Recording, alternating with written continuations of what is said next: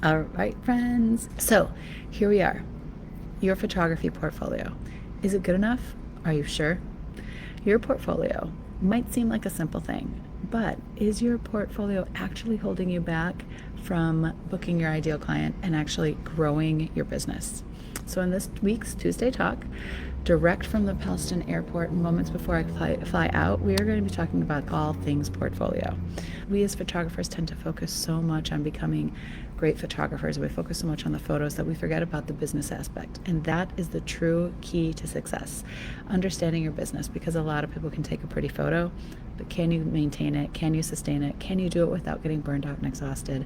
And thinking things in a different way. For example, your portfolio. First thing to remember when you're looking at your portfolio is that it's not about you.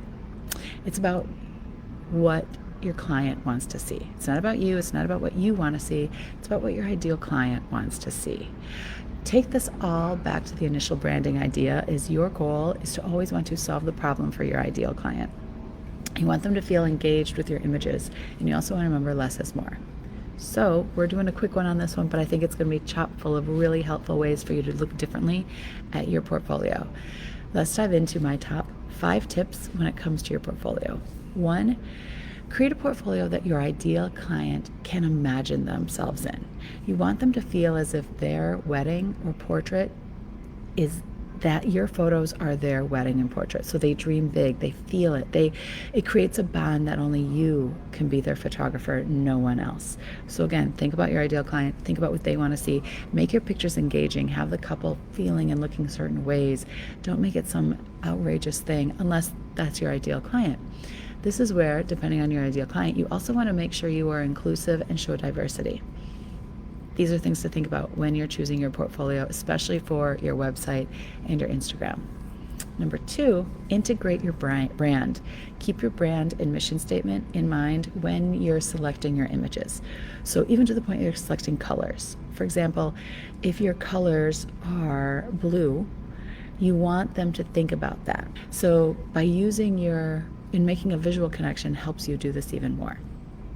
And your portfolio is a way to do this without necessarily hitting them upside the head and being too obvious about this is Andreyka, right? So for example, if your colors are shades of blue, have your photos periodically throughout your whole brand, your website, your pictures show sky or clients wearing blue. You want this blue color to be followed through. Or for example, your mission statement. You want your mission statement or your vibe, let's say for example, it's soft and elegant. You want these pictures to be the first in the forefront of this soft and elegance. For example, mine is fun and relaxed. So when you go to my website, the very first picture is a bride like laughing hysterically, because that's what I want to attract, and that's who I am as a photographer, and I want my pictures and portfolio to show this. More than that perfect, iconic, gorgeous thing, that one-off shot, you want your brand, your mission, your feel to come through with every image. Be selective. Only show this is tip number 3. Be selective. Only show your best work. As I said earlier, less is more. You just want to get them in the door to contact you. And if you show too much, then you have the chance of scaring them off. Just like they say on Top Chef, if you watch Top Chef, the judges are always saying, we ask for 1 dish, give us 1 dish. Don't try to go overboard with 3 dishes. It just has too many chances of making a mistake, and those chefs are the ones that get kicked off, right? Number 4, this one's interesting. Analyze and improve. So you want to track your website analytics. Use tools like Google Analytics to understand when people come to your site, what they're doing. Look at client feedback. So after a shoot, ask your client what their favorite photos are, ask how they found you, ask what they thought of your portfolio, see how important it was and what not. One of the things I do is I use my shoot-proof gallery to look at what they favorite. So then I see what my couples are favoriting, and I see if there's a repetition of a pattern that happens here. A/B testing is great as well. Experiment with different layouts and images and content. Your IG is a really good way to do this. So use your Instagram to figure out what pictures are trending more and are they attracting the correct clientele for you. You want to make sure you optimize for mobile viewing. You want to make sure you ensure your portfolio on your website is mobile friendly and loads super quick. You want to test across all your devices, and you want to regularly check this. Don't just set it and leave it.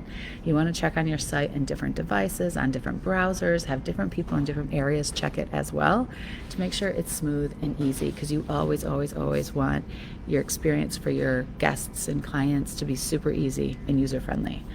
and simplified navigation. Make it really easy for people to see your portfolio. You don't want to have a bunch of stuff because, again, it's not about you, it's about them. What do they want to see? They want information fast, and visually is the best way to do it. So this was a super fast Tuesday talk. Watch the replay. And here's the thing. When it comes down to it, they say a photo is worth 1,000 words. So what is your portfolio saying? And is it saying the message you actually want to say? And is it clear and effective? Is it really pushing what you need it to say? That's it for today. I am now going to go run for a plane. Thanks, friends.